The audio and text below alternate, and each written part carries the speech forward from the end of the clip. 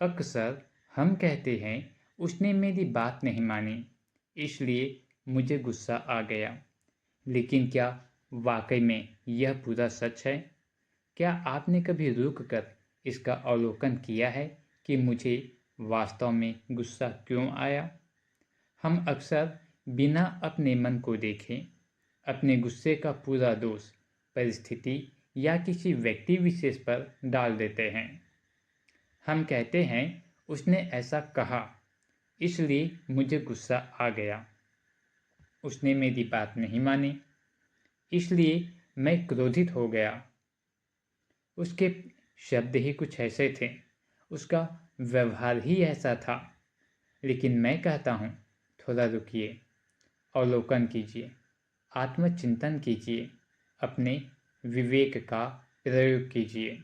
तभी आपको निष्कर्ष मिलेगा, तभी आपको अपने गुस्से का वास्तविक कारण दिखाई देगा।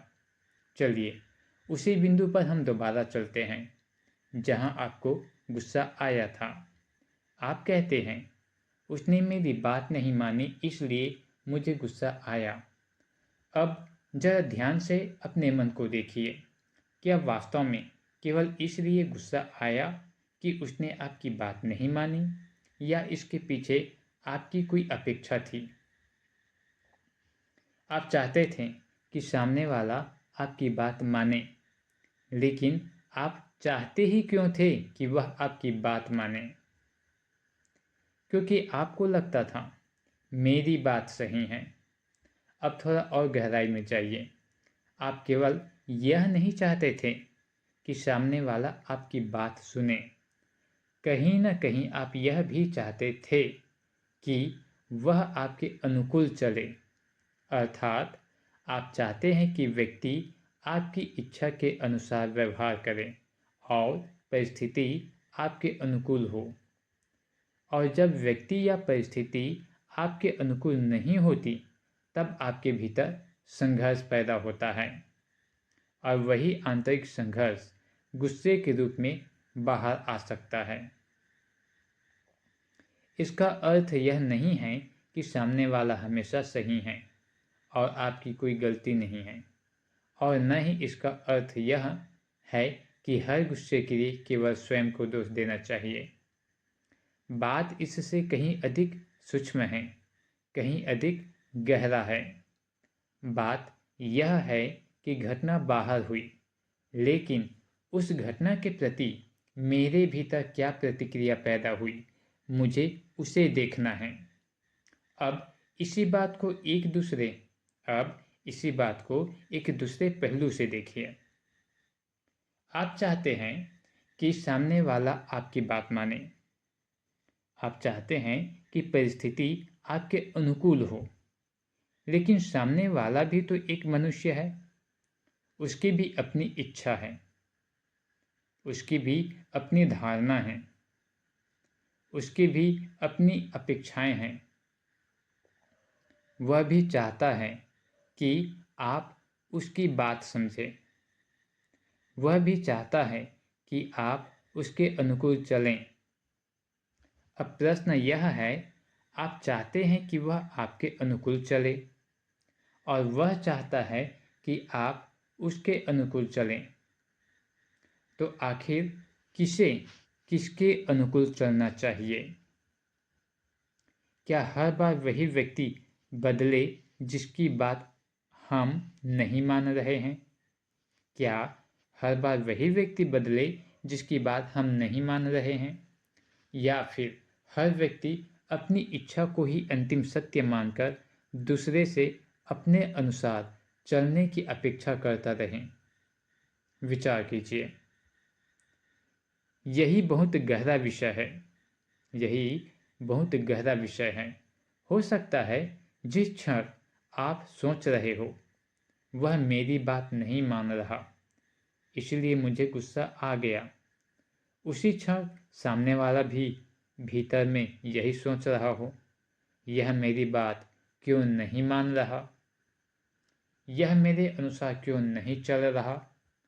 अर्थात एक तरफ आपके भीतर संघर्ष चल रहा है और दूसरी तरफ उसके भीतर भी संघर्ष चल रहा है। दो मनुष्य, दो विचार, दो धारणाएं और दो अपेक्षाएं। दोनों चाहते हैं कि दूसरा उनके अनुकूल चले। फिर संघर्ष बढ़ता है तो शब्द कठोर होते हैं। शब्द कठोर होते हैं तो भावनाएं आहत होती है और धीरे धीरे एक छोटी सी असहमति बड़े विवाद में बदल जाती है।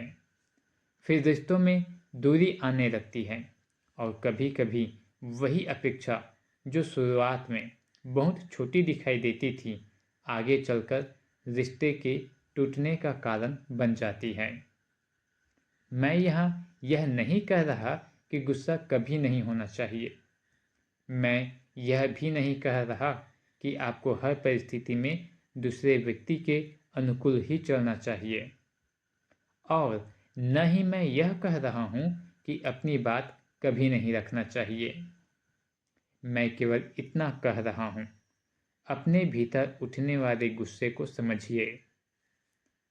जब आपको लगे उसने मेरी बात नहीं मानी, इसलिए मुझे गुस्सा आया, तब एक क्षण रुक कर स्वयं से पूछिए, मुझे उसकी बात न मानने से दुख हुआ या इसलिए कि वह मेरी अपेक्षा के अनुसार नहीं चला?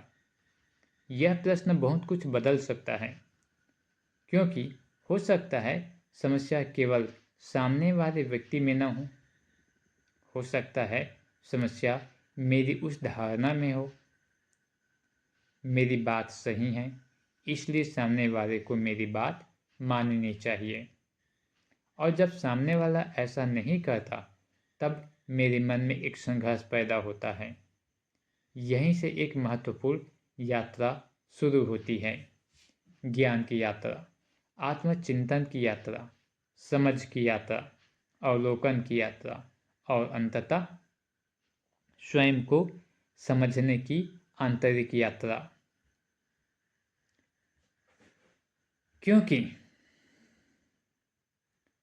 क्योंकि जीवन को बदलने से पहले हमें यह देखना होगा कि हम जीवन को किस नज़रिया से देख रहे हैं। दूसरों को बदलने से पहले हमें अपने भीतर की अपेक्षा, धारणा और इच्छाओं को देखना होगा।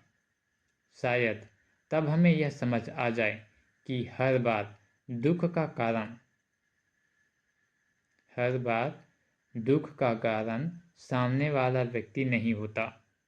कई बार दुख का कारण वह अपेक्षा होती है जिसके अनुसार हम चाहते हैं कि सामने वाला व्यक्ति और पूरी परिस्थिति हमारे अनुकूल हो। और जिस दिन वह अपने भीतर इस संघर्ष को देखना शुरू कर देते हैं, वहीं से आरंभ होती है हमारी ज्ञान यात्रा। जिस दिन हम अपने भीतर इस संघर्ष को देखना शुरू कर देते हैं, वहीं से आरंभ होती है हमारी ज्ञान यात्रा, जो कि जीवन को सरल और सुखद बनाती है।